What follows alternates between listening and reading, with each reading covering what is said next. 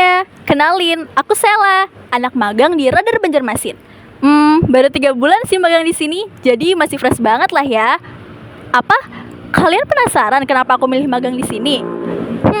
Sini aku kasih tahu alasannya.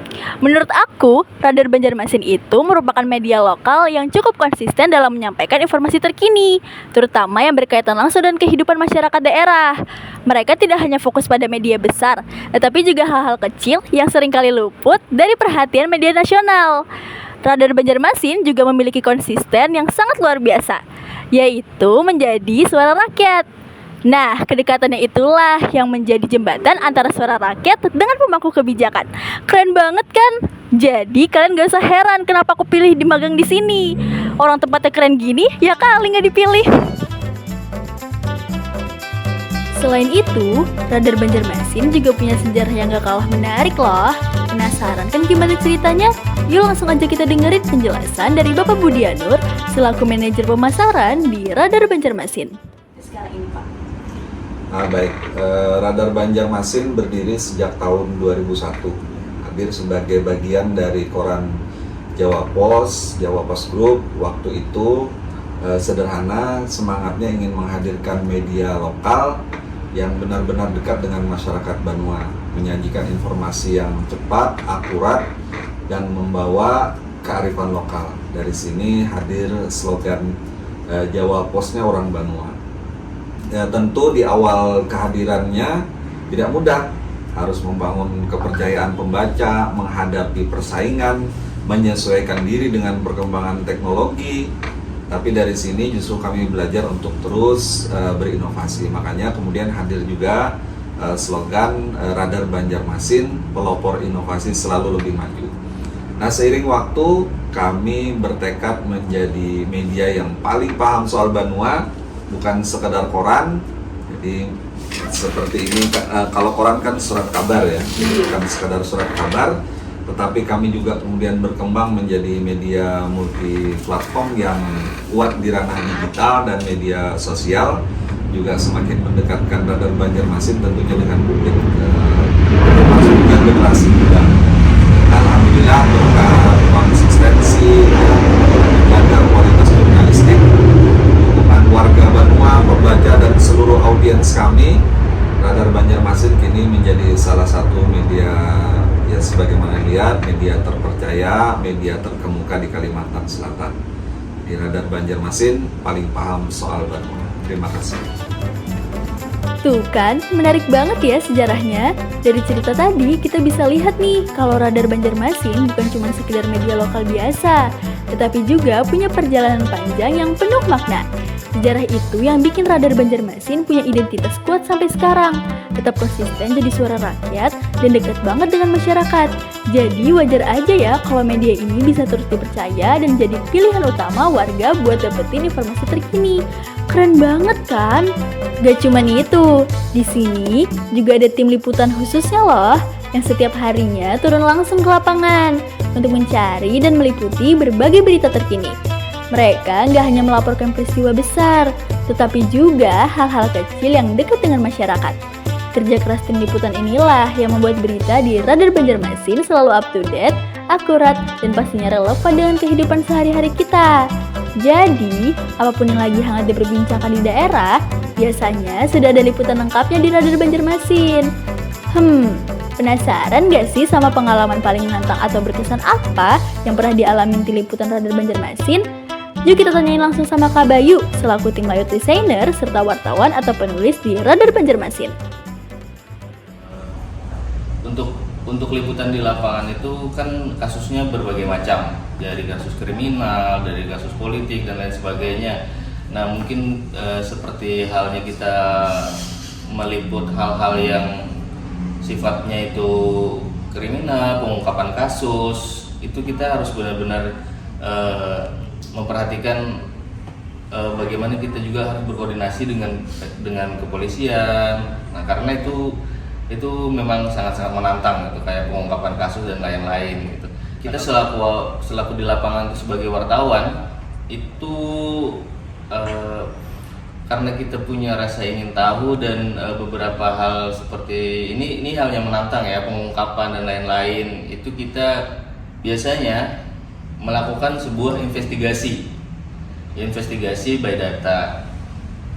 Misalkan kita tahu sendiri kalau prostitusi kan itu dilarang, jadi itu berdasarkan informasi dari masyarakat yang kita dapat, terus kita pun bisa diminta oleh bos atau kita sendiri yang melakukan inisiatif untuk liputan. Dan investigasi itu harus kita lakukan perencanaan dengan matang, dan itu memang sangat menantang hal-hal yang seperti itu. Kalian tahu nggak? Kerja wartawan itu bukan cuma turun ke lapangan, tetapi juga duduk di depan komputer untuk ngetik, nyusun, dan ngedit tulisannya. Semua itu dilakukan biar informasi yang kita baca di koran itu jelas, rapi, dan gampang dipahami. Setiap video dan berita yang masuk itu nggak bisa langsung ditayangin loh, harus melalui tahap seleksi dulu, supaya informasi yang akan keluar itu akurat, sesuai fakta, dan bermanfaat. Setelah berita itu selesai ditulis dan diedit, masuklah ke tahap layout halaman koran. Di sini, tim desain akan menata tulisan, foto, dan judul agar terlihat rapi, menarik, dan mudah dibaca pembaca saat koran terbit. Penasaran gak sih gimana caranya kertas koran bisa tercetak rapi kayak yang kalian baca setiap hari? Sini, aku bantu jelasin ya. Tahu nggak, tahapan awal dalam dunia percetakan dimulai dari proses montase. Pada tahapan ini, file desain dipindahkan ke kertas film menggunakan mesin khusus. Film yang sudah tercetak kemudian disinari di atas spot sensitif cahaya. Mau tahu nggak tujuannya apa? Tujuannya untuk memastikan tidak ada kesalahan pada font, resolusi gambar, maupun warna sebelum naik ke tahap berikutnya. Nah, kita masuk nih ke tahap selanjutnya, yaitu proses spot making. Di sini, film yang sudah jadi ditempelkan ke pot aluminium dan kembali disinari. Bagian yang terkena cahaya akan mengeras, sementara yang tidak akan larut saat dicuci. Hasilnya adalah plat cetak yang siap dipasang ke mesin offset. Setelah proses plat making selesai, barulah masuk ke inti produksi, yaitu proses percetakan. Pada tahapan ini, plat yang sudah terpasang mulai bekerja, mentransfer tinta ke kertas. Dari sinilah lahir lembaran-lembaran cetakan yang rapi, tajam, dan sesuai standar kualitas. Pernah kepikiran gak sih, kok Radar Banjarmasin bisa tetap eksis dan kokoh ya di tengah gempuran era digital saat ini? Dan kira-kira langkah konkret seperti apa ya yang diambil biar tetap jadi rujukan utama masyarakat? Nah, biar nggak makin penasaran, langsung aja yuk kita tanyain ke Bapak Toto Fahrudin, selaku Wakil Direktur di Radar Banjarmasin. Assalamualaikum warahmatullahi wabarakatuh. Saya Toto Fahrudin, Wakil Direktur Radar Banjarmasin. Bicara soal radar, kita bicara tentang bagaimana sebuah media bertransformasi dari medium konvensional menjadi medium platform digital. Radar Banjarmasin adalah surat kabar yang bertransformasi menjadi media multiplatform yang tetap berkomitmen dan berpegang teguh pada prinsip bagaimana pers atau jurnalis hadir untuk menyajikan informasi tidak hanya sebagai kontrol, tetapi juga memberikan informasi yang mencerahkan, mencerdaskan, dan pastinya menjalankan fungsi sebagai kontrol terhadap berbagai kebijakan pemerintah. Dan pastinya juga Radar Banjarmasin hadir untuk memberikan informasi yang mampu memberikan masyarakat sebuah pembanding berbagai macam informasi yang bisa menjadi rujukan. Karena itu, Radar Banjarmasin selalu berpegang teguh pada prinsip dan koridor etik, dan tentu juga tetap berpegang teguh pada prinsip-prinsip bagaimana Undang-Undang Pers membatasi kerja-kerja jurnalisme yang berintegritas dan berkualitas. Komitmen itu tentu diwujudkan dalam berbagai produk jurnalistik yang disajikan melalui berbagai macam platform dan saluran channel Radar Banjarmasin. Selain tentunya produk